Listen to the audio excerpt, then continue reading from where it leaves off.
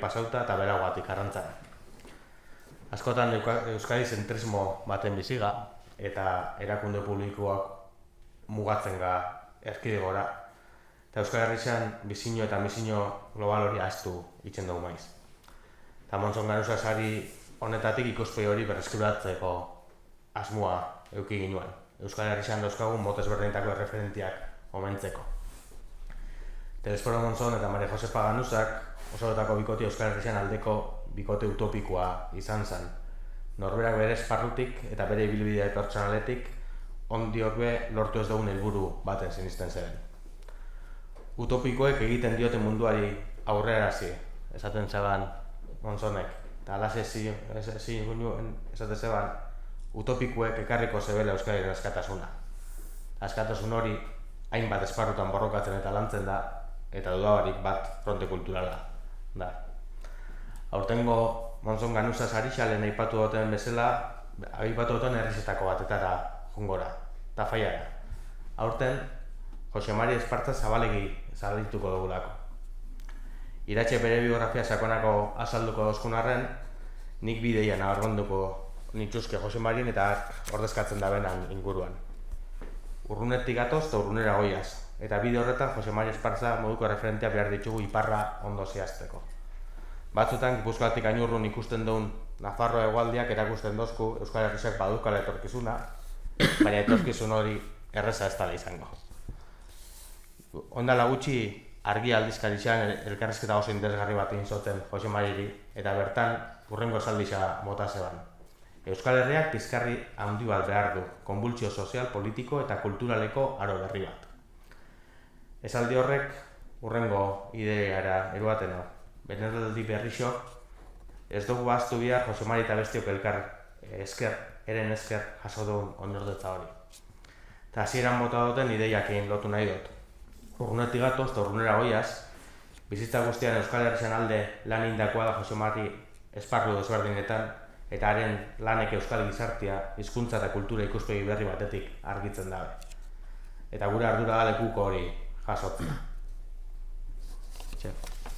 Eskerrik asko Gorka, niretzat eta guretzat Ogaso Dorrea Fundazio bezala plazer bat da zuekin sari hau elkarlanean antolatzea, aurten 4. urtez, esan duzun bezala.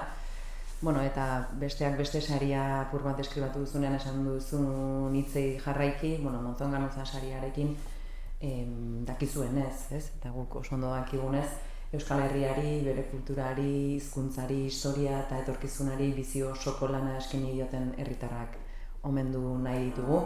Eta zentzu horretan horrekin batera kontutan hartzen ditugu Telesforo Monzon eta Maria Josefa Ganuzaren baloreak, herri honekiko gaitasuna, euskarari eta kulturari emaniko lehentasuna, Nafarroak euskal historian izan duen garrantzia eta nola ez batasunaren balioa. Aurten, gure ustez, hori guztia goitik behera betetzen duen pertsona bat sarituko dugu. Gorkak esan duen bezala Jose Mari Espartza Zabalegi, eta ohore handiz eta errespetua handiz bera izango da 2024ko Monzon Ganuza saria jasoko duen pertsona. Jose Marik 72 urte ditu une honetan eta Tafaiarra da.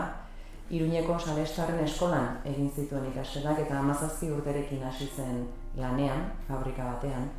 20 urte eman zituen metalgintzan, tartean sindikalista gisa, langile eskubideen alde, eta fabrikan erabili zuen lehen aldiz inprenta bat eta bertan ikasi zuen panfletoak egiten, Fusion Obrera aldizkari klandestinoan. Gerora editore bezala egin duen lana orduan hasi zela, esan izan du maiz. Luzaroan, Jose Mari Espartza fabrikan lan egiten zuen editore militantea izan da hortaz. 1986an Nafarroako historia ezagutzeko ezinbesteko tresna bihurtuko zen lana argitaratu zuen. Navarra 1936, de la esperanza al terror. Gerra zibilan fasistek hildakoen izendegia eta Nafarroan fasismoak eragindako biolentziaren kronika egiten duen lan historiko monumentala. 87an, lan horren arrakasta bultzatuta eta Juanjo Marko langilearekin batera, fabrikako lana uztea erabaki zuen, eta Tafaian bertan argitaletxe euskaldun, aurrerakoi, profesional eta abertzale bat zabaltzeko autua egin zuten.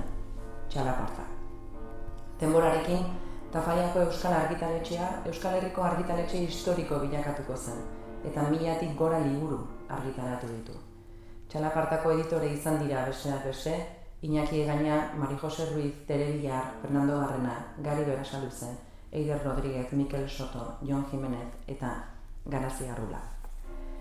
Erretiro hartu bitartean, Jose Mari Txalapartako editore eta zuzendari izan zen, ia 30 urtez, eta 2009-tik aurrera editore baita Euskal Memoria Fundazioan ere.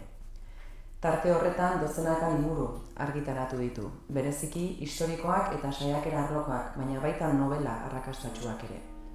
Bere burua euskaldundu zuen belaunaldi bateko kide eta Tafallako ikastolaren aldeko mugimendu herritarraren parte, Jose Marik gaztelaniaz idatzi du nagusiki. Azken hilabeteotan, amaitzear zituenak bukatzen ari dela iragarri du, eta amaitzen dituenean guztira 30 liburu izango dituela argitaratuta. Liburu ez gain, 100 artikulu idatzi ditu prentsan eta mugimendu politiko askotan parte hartu du modu esanguratsuan, besteak beste, Elizaren inmatrikulazioen kontrako kanpainan.